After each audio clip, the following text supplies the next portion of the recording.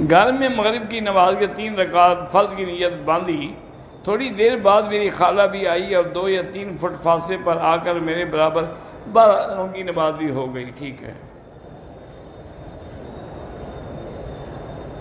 جس نے اپنا حج نہیں کیا وہ حج بدل نہ کرے تو بہتر ہے۔ حج بدل وہ کرے جو پہلے اپنا کر چکا ہو۔ اگر وہ غریب ہے، اس کو کبھی حج ہونا ہی نہیں تو کر سکتا ہے۔ جدے والے لوگ جو ہیں جب بھی آئیں تو عمرہ لازمی نہیں ہے، اور عمرے میں طواف الوداع بھی لازمی نہیں ہے۔ نکاح پہ نکاح کیا جائے تو وہ زنا ہے، وہ نکاح نہیں ہوتا۔ جو شامل ہیں وہ بھی گناہگار ہیں۔ اگر رمضان کے روزے عورت سے قضا ہوئے ہیں تو بعد میں ایک ایک کر کے بھی رکھ سکتی ہے۔ جو لوگ نکاح پہ نکاح کر ایسے لوگوں سے تعلق نہ رکھیں۔ غوثیہ سلطانہ کی طبیعت خراب ہے، اللہ شفا دے۔ ایک عورت جو سالوں سے شوہر کے ساتھ نہیں رہتی تھی، طلاق مل گئی، فوراً دوسری شادی ناجائز ہے جب تک عدت نہ گزرے۔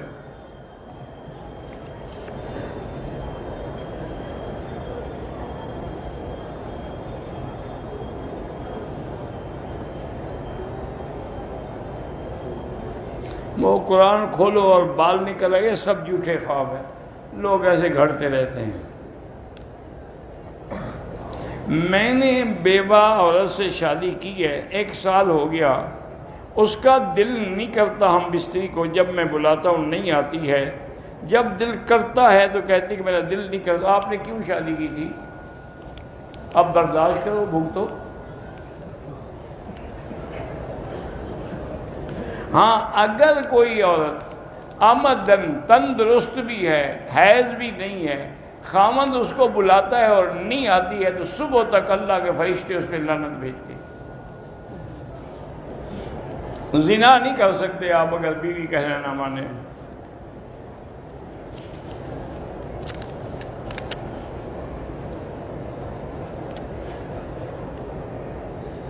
لڑکی کے والدین راضی نہیں ہیں تو شادی نہیں کر سکتی، اس کا نکاح نہیں ہو سکتا جب تک والدین راضی نہ ہوں۔ طواف کے بعد 2 رکعت نفل نہیں واجب ہے، عورت سامنے گزر جائے کچھ نہیں ہوتا۔ میرا بیٹا زینب قرآن، اللہ پاک قرآن حفظ کرائے، کامیاب کرے۔ ہم نے 2018 میں حج کیا، مدینے سے واپسی پر ہم سیدھے جدے چلے گئے۔ ٹھیک ہے، کوئی بات نہیں۔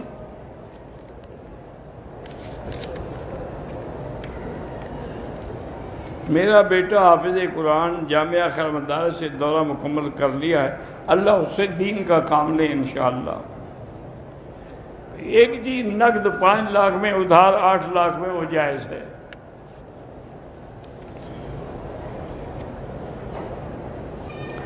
جمعہ کے دن صبح کی نماز میں سجدے کی آیت پر کچھ لوگ رکوع میں گئے، سجدہ نہیں، ان کی بھی نماز ہو گئی۔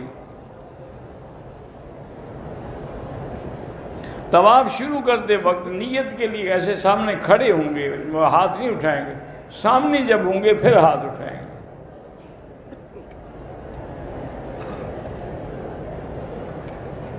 پاکستان سے آنے والے جہاز کو جدے سے واپس کر دیا گیا، اس میں موجود احرام باندھ عمرے کی نیت کر ان سب کو دم ہے۔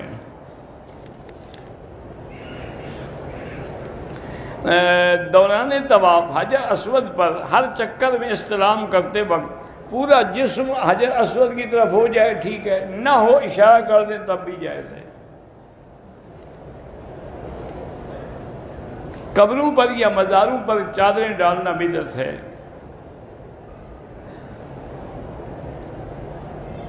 کہتے ہیں کہ ایک پیر صاحب ہیں، انہوں نے کہا کہ اگر قبر پر کپڑا ڈالنا ناجائز ہے تو کعبے پہ کیوں ڈالا ہوا ہے؟ تو کعبہ قبر ہے یا نہیں؟ اللہ کی قبر ہے؟ نہیں، کوئی کچھ حیا بھی ہے بات کہتے ہوئے۔ اور پھر کعبے پہ جو غلاف ڈالا گیا اس کو حضور پاک نے انکار نہیں فرمایا، قبر کے غلاف سے حضور نے انکار فرمایا ہے۔ پیر ہیں، گھڑ مارتے ہیں بس۔ اللہ تعالیٰ کی معرفت کیسے حاصل کریں؟ کسی اللہ والے کی صحبت اختیار کریں۔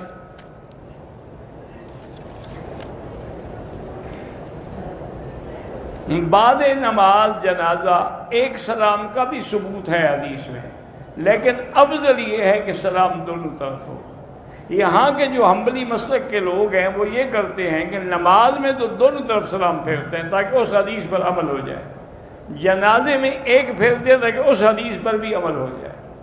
ان کے اپنے اجتہاد میں یہ ہے۔ امام ابو حنیفہ فرماتے ہیں کہ جب دو سلام کرو گے لفظ زیادہ ہوں گے تو ثواب بھی زیادہ ہوگا۔ مغرب کی نماز سے پہلے جو ہے اس کو نماز کو عادت نہ بنائے، مستحب کبھی پڑھے تو پڑھے ورنہ بہتر ہے کہ نہ پڑھے۔ نماز فجر کی سنت پہلے ہوتی ہے، اگر نہ پڑھ سکے تو بعد میں پڑھے۔ حلق کروانے کے بعد احرام پہ بال لگ جائیں تو کوئی بات نہیں، چھٹک دے اور کیا کرے۔ خشک جوتا لگنے سے کپڑے خراب ہو جاتے ہیں، کس کو لگتا ہے خشک جوتے؟ کسی نے مارے ہیں جوتے ہیں؟ ویسے لگا ہے تو کچھ نہیں ہوتا۔ عجیب مسئلے پوچھتے ہیں نا۔ میرا تعلق انگلینڈ سے ہے۔ سود کے بارے میں کچھ علماء فرماتے ہیں کہ مکان لینے کے لیے قرضہ جائے۔ بہرحال گزارش یہ ہے کہ ایک طالب علم کی حیثیت سے میری تحقیق یہ ہے کہ سود ناجائز ہے، چاہے وہ انگلینڈ میں ہو چاہے انڈیا میں ہو۔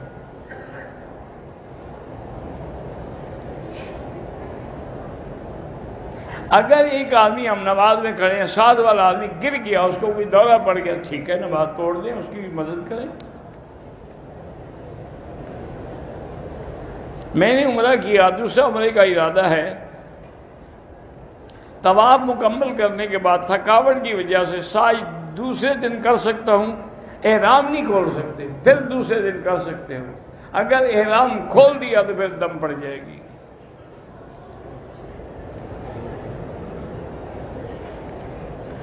صفا کرنے کے بعد ابھی حلق نہیں کرایا کہ وضو ٹوٹ گیا تو کوئی بات نہیں۔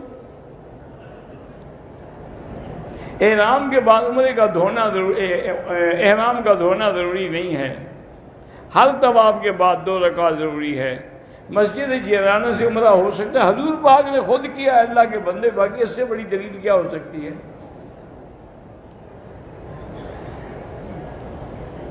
اگر ایک آدمی نے عمرہ کیا، سر پہ اس طرح پھروا دیا، اب دوسرا عمرہ کرے، بال ہوں نہ ہوں اس طرح پھروانا پڑے گا۔ مسجد عائشہ سے عمرہ کرنا جائز ہے، بالکل جائز ہے۔ اگر طواف میں کسی چکر میں ہم استلام نہیں کر سکے، کچھ نہیں ہوتا۔ اگر طواف اور صفا مروہ کے بعد حلق کرایا اور سر میں زخم آ گئے، کوئی بات نہیں۔ نماز میں بہتر ہے کہ اپنے سجدے کی جگہ کے دیکھو۔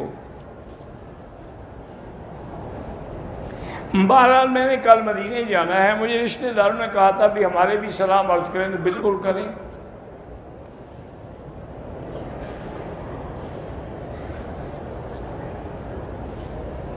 ایک آدمی نے کویت سے احرام باندھا، عمرے کا طواف کیا اور صفا مروہ کا صرف ایک چکر لگایا، کمرے میں چلا گیا، احرام اتار کے سو گیا، صبح دوبارہ احرام باندھ کے دوبارہ صفا مروہ، بالکل دم ہے، ساری رات تو کپڑا پہن لیا نا اس نے۔ ایک وہ کویت سے سفر کر کے آیا، اتنی ٹکٹ بھری، اپنے عمرے کو کیوں برباد کر رہے ہو؟ تھک گئے ہو وہیں بیٹھ جاؤ، آدھا گھنٹہ تسلی کر کے صفا کر لو، پھر جا کے اپنے روم میں سو جاؤ۔ بالکل مجبور ہو تو ویل چیئر پہ بیٹھ جاؤ۔ میں ہانگ کانگ میں ہوم ڈیلیوری کا کام کرتا ہوں، اس ہوم میں خنزیر اور شراب بھی، بہتر ہے کہ ایسے کام کو چھوڑ دو۔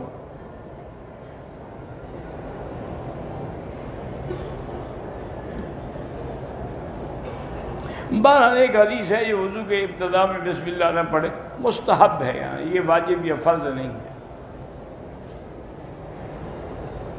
اللہ کے ناراض ہونے کی نشانی کیا ہے کہ اللہ نے خیر سے، اچھے کاموں سے روک دیں گے، برائی میں لگ جاؤ گے۔ غصے میں 2 طلاق دی، غصے میں طلاق دی جاتی ہے، محبت میں تو کوئی طلاق نہیں دیتا، بالکل ہو گئی طلاق۔